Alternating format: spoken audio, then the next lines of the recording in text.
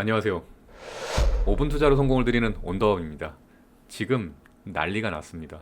신형 모델 Y의 국내 계약 상담 문의가 매우 높은 상황입니다. 사실 이번 신형 모델 Y는 별 기대를 안 했어요. 왜냐하면 주행거리가 상당히 부족하다고 봤습니다. 근데 예상을 뛰어넘고 이번 모델 Y부터 관심이 뜨거운 상황입니다. 우리 구독자님은 아시겠지만 저는 영업사원으로 시작해서 현재 차량 시세 플랫폼 회사와 자동차 대여 사업자를 운영하고 있습니다. 제가 정확한 출처를 온라인에서 공개할 수는 없지만 조금은 민감한 정보를 빠르게 알 수 있는데요. 신형 테슬라 모델 Y는 국내 각 렌탈사마다 초도 물량을 꽤 많이 확보했고 번호판까지 달아서 즉시 출고를 대기 중입니다. 광고를 하자마자 상담 전화가 예상을 훨씬 뛰어넘는 수준으로 인입콜이 많은 상황이에요. 모델 Y가 어느 정도는 수요가 있겠다 싶었지만 주행거리 약점이 있어서 저희 회사는 물량을 조금 줄였거든요. 상당히 아쉬운 상황입니다. 현재 신형 모델 Y의 반응이 이 정도인데 모델 3 하이랜드는 과연 어떨까요? 제 생각엔 무조건 대기가 계속 늘어날 것으로 예상하며 즉시 출고가 된다면 몇백만 원이 높아도 계약이 될 겁니다. 사실 이러한 시장 반응을 빨리 알 수 있는 건 우리 시청자님께 굉장히 유리한 정보라고 생각하는데요. 이유는 구매자들의 관심도가 높다면 계약과 판매량은 연결이 되어서 추후에 공지할 실적 발표를 미리 아는 것과 다름없기 때문입니다. 테슬라 실적은 이번 신형 모델에 힘입어서 정말 잘 나올 거예요.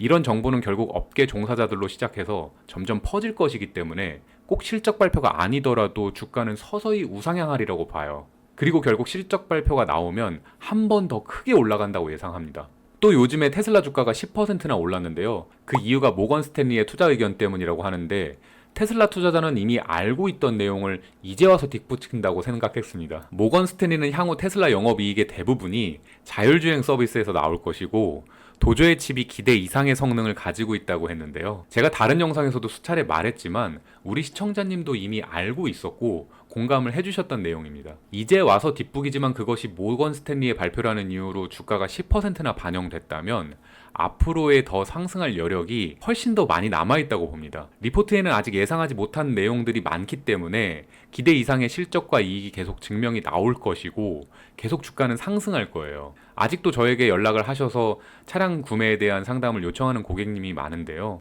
저는 이번에 테슬라 차량을 좋은 차라고 말씀드립니다. 근데 아직까지는 대부분의 사람들이 테슬라 차량은 잘 모르는데 비싸기도 하고 전기차는 시기상조인 것 같다라고들 하는데요. 아직 이러한 생각을 가지고 계시는 분들이 많기 때문에 수요는 더 폭발적으로 늘어날 것이라고 봅니다. 왜냐하면 저희와 협업 관계에 있는 회사에서 테슬라를 많이 판매하는데요. 그래서 판매량 데이터가 많이 있는데 재밌는 사실은 테슬라는 재구매율이 상당히 높습니다. 굉장히 중요한 포인트이고 제 경험상 재구매율이 높았던 차량은 계속 흥행이 이어집니다.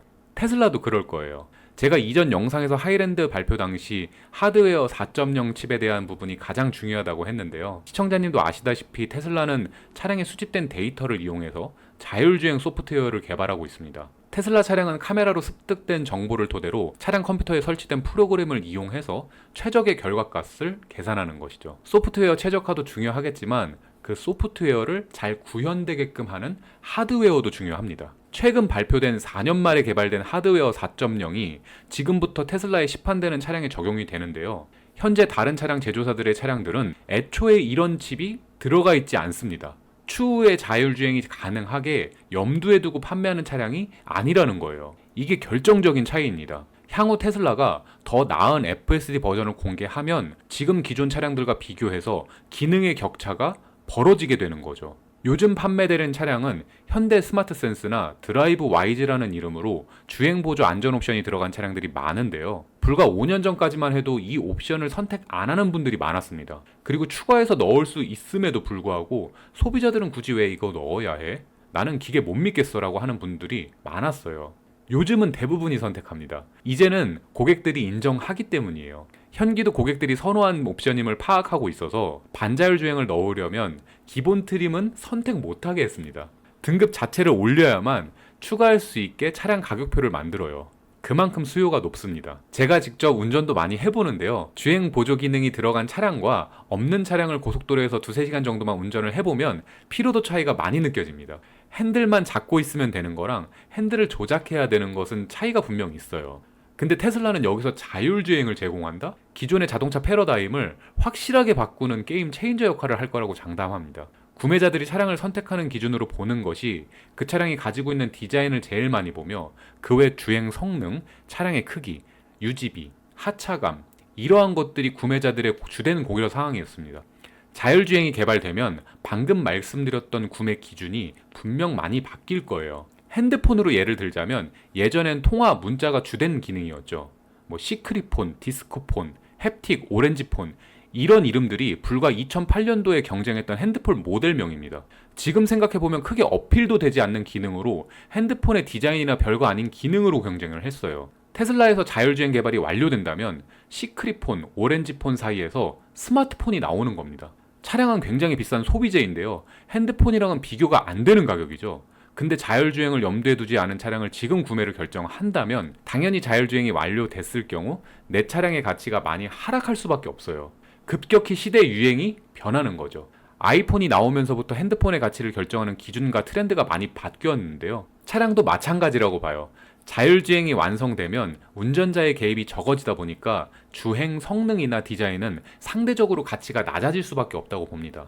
얼마나 운전이 안전하며 길을 빨리 찾고 효율적인지 시스템 성능에 따라 가치에 영향이 많을 것으로 생각합니다. 대신 운전에 신경을 덜 쓰는 대신 차에서 즐길 수 있는 멀티미디어 기능이 중요해질 것이라고 생각해요. 시청자님도 아시다시피 신형 모델 3는 뒷좌석에도 스크린을 설치했고 스피커는 최고급 사양으로 업그레이드되어 출시됐죠. 테슬라가 정말 판을 잘 짰고 팔고 싶은 차량을 만들고 있습니다. 지금 모델 Y 문의량도 많지만 앞으로 나올 모델 하이랜드는 정말 빅히트를 할 거예요. 그리고 테슬라가 당분간 독주를 할 수밖에 없다고 봅니다.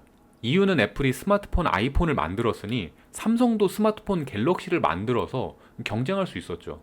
한마디로 테슬라가 자율주행을 만들면 다른 자동차 제조사들도 자율주행 차량을 완성해야지 경쟁이 된다는 거예요. 얼마 전 독일에서 모터쇼가 열렸죠.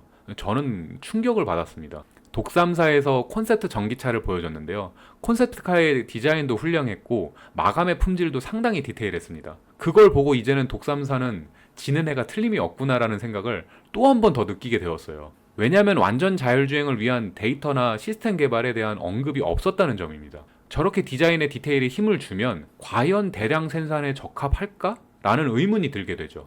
일단 모방을 해서 경쟁을 해야 되는데 테슬라와 반대로 가고 있는 느낌이었어요. 그래서 당분간은 테슬라의 경쟁 업체로 손꼽히는 회사도 보이지가 않으며 오히려 자동차 회사보다는 엔비디아가 그나마 경쟁 업체이지 않을까 예상하고 있습니다. 자율주행이 핵심이고 그걸 가능하게 만드는 자율주행에 적합한 칩을 제조하는 팹리스 능력과 소프트웨어 개발 능력이 중요하다고 보기 때문이에요. 하지만 테슬라에 비해 엔비디아는 중요한 것이 빠졌죠. 테슬라는 차량 생산에 대한 인프라와 그로 인해 수집되는 데이터가 방대합니다. 엔비디아는 데이터가 상대적으로 적기 때문에 자율주행 완성이 늦어질 수밖에 없다고 예상해요. 당장은 서로의 생태계를 넘보는 것이 어렵겠지만 시간을 놓고 본다면 테슬라가 오히려 엔비디아 쪽 생태계를 위협하는 것이 더 가능성이 높다고 봅니다. 엔비디아가 강력한 요소는 AI 반도체 팹리스 기술력도 있지만 그와 호환되는 자사의 칩에 적합한 소프트웨어도 바탕이 되기 때문에 시장의 지배력이 있었는데요. 테슬라는 어차피 자사의 자동차에 대한 자율주행만 완성시키면 되니까 타겟이 확실하고 팹리스 기술력은 시간과 인력 자원이 바탕이 되면 따라갈 수 있는 요소라고 봅니다. 이만 오늘의 영상을 마치도록 하고요. 시청자님께 마지막으로 드리고 싶은 얘기는 차량 구매 계획이 있으시다면 지금은 타이밍이 좀 좋지 않습니다. 저희도 모델 3는 구매를 하겠지만 당분간 내연기관은 주문을 축소할 계획이에요. 그리고 저희 채널에서 얼마 전부터 테슬라 주식에 $150부터 $240대까지 4차례의 투자 의견을 드렸지만 지금 $270대도 진입이 괜찮다고 생각합니다. 하지만 주가를 정확하게 예측하는 것은 불가능합니다. 어떤 요소에 따라 급격하게 바뀔 수도 있다고 봐요. 투자를 하되 불안 요소는 체크를 하시고 정답은 없으며 투자에 대한 책임은 자신에게 있습니다. 항상 우리 시청자님께 성공을 드리는 온더업 되겠습니다. 좋아요, 알람 설정 해주시면 좋은 정보를 빠르게 찾아뵐게요. 감사합니다.